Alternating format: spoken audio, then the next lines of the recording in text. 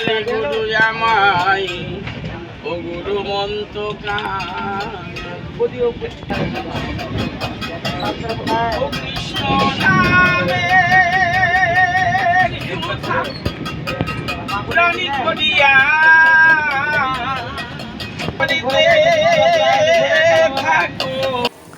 ইচ্ছের শক্তি জোর থাকলে কোনো কিছুই বাধা হয়ে দাঁড়াতে পারে না, তা ফের চোখে আঙুল দেখিয়ে দিলেন সাঁইথিয়ার প্রশান্ত দাস।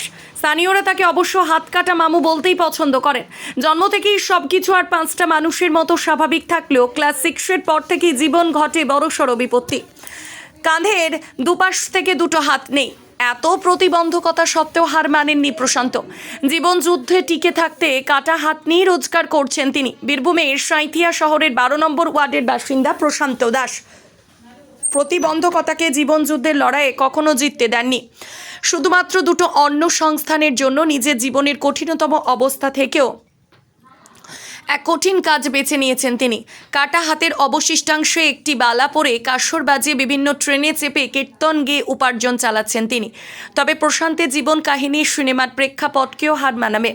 প্রথম থেকেই যে তার হাত দুটি কাটা বা হাত নেই সেটা কিন্তু নয়। তবে কিভাবে ঘটল এই বিপত্তি, এই বিষয়ে প্রশান্ত দাস আমাদের জানান, তিনি যখন ক্লাস 6-এ পড়তেন সেই সময় স্কুল থেকে বাড়ি ফেরার পথে তিনি দেখতে পান রাস্তার মধ্যে একটি ইলেকট্রিক তার ছিঁড়ে পড়ে রয়েছে। ছোট্ট সেই বয়সে তিনি অনুভব করেন যে এই ইলেকট্রিক তার অন্য কারো হাতে বা পায়ে লাগলে বড় বিপর্যয় ঘটতে পারে। আর সেই কারণেই অবুঝ মনে সে ইলেকট্রিক তারটিকে তিনি পায়ে করে সরাতে গেলে তারের মধ্যে হাত পড়ে যায়। আর সেখানে তিনি অজ্ঞান হয়ে পড়ে গেলে বাড়ির লোকজন তাকে চিকিৎসার জন্য হাসপাতালে নিয়ে গেলে সেখানে চিকিৎসকরা দেখেন তার হাতের অবস্থা খারাপ। তার দুটি হাত কেটে বাদ দেওয়া ছাড়া আর কোনো উপায় নেই। তারপর থেকে শুরু তার জীবন যুদ্ধ। তবে বিশেষভাবে সক্ষম বলে যে তার পাশে পরিবারের লোকজন ছিল না সেটা নয়, বাড়ির লোকজনের সহযোগিতায় তিনি ধীরে ধীরে সেই দুর্ঘটনা ভুলে স্বাভাবিক হন।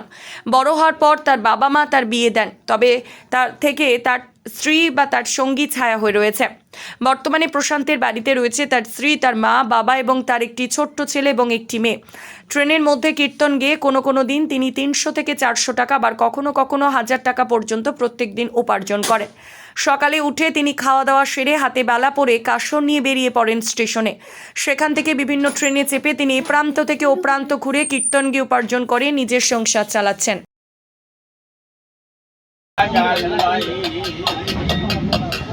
আমি কাঙালি দয়ালে গুরু আমায় গুরু মন্ত্র কাঙালাই। কি নাম? আমার নাম প্রশান্ত দাস। মূলত কি করেন?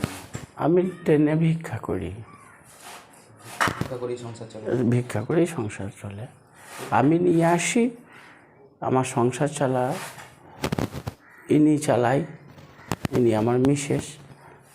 ইনি সংসার দেখাশুনো করে। আর আমি সকাল হলেই তো কৃষ্ণ নাম নিয়ে বেরিয়ে যাই ট্রেনে। সারাদিন কেমন উপার্জন হয়? সারাদিন ওই 400, 300, 350, 500, কোনো দিন বাজার ভালো হলে। বাড়িতে কে কে আছে? বাড়িতে ছেলে, ওই যে আসো, এটা ছেলে আমার, এটা ছেলে, এটা বাবা, এটা মা, এটা মিসেস সুনিতা,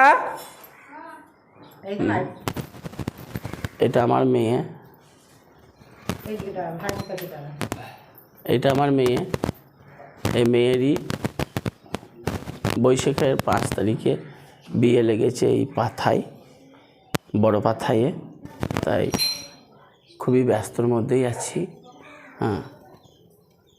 এই যে দুটো হাত নেই, কীভাবে চলে? কী হয়েছিল? এটা ক্লাস 6-এর ছেলে যখন ছিলাম, আমি ছোট, তখন স্কুল থেকে বাড়ি আসছিলাম, তার ছিঁড়ে মাটি পড়ে গিয়েছিল। হাত দিয়ে ট্রেনে সারাতে যেয়ে অজ্ঞান হয়ে গিয়েছিলাম, পায়ে লেগে গিয়েছিল। দু হাত নেই, পরিবারে কতটা সহযোগিতা করেন? তার মানে এটা বুঝলাম না। পরিবারে কতটা সহযোগিতা করেন? আমি পরিবারেই সবাই আমাকে খুবই শ্রদ্ধা করে, খুবই ভক্তি। আমি যতক্ষণ কর্ম থেকে না আসবো ততক্ষণ আমার রাধারানী সেবা করে না, ছেলে মেয়েরাও করে না, যে আমার পথ তাকিয়ে তারা বসে থাকে। বাবা মারাইও তাই। হ্যাঁ, আমি যতক্ষণ বাড়ি কর্মে বেরিয়ে গেলে কর্ম থেকে যতক্ষণ বাড়ি না আসবো ততক্ষণ তারাইও জলগ্রহণ করে না। হ্যাঁ, তার মধ্যে এই ভিক্ষার উপরে গোমাতা সেবা আছে একখানা, ওইদিকে আছে 2খানা, এখানে এই হালি বাচ্চা হয়েছে আজকে 16-17 দিন হলো। এই নিয়েই মহাপ্রভুর কৃপাতে কোনো রকম চলে যাচ্ছে। ভিক্ষা ছাড়া কি আমরা কোনো সরকারি সুযোগ সুবিধা পাবো? না, সরকারি কোনো সুযোগ সুবিধার মধ্যে 1000 টাকা পাই, প্রতিবন্ধী যে ভাতাটা। হ্যাঁ, অক্ষম ভাতা। এই 5টা ইন্দিরা বিকাশের বাড়ি দিল বাবুরা।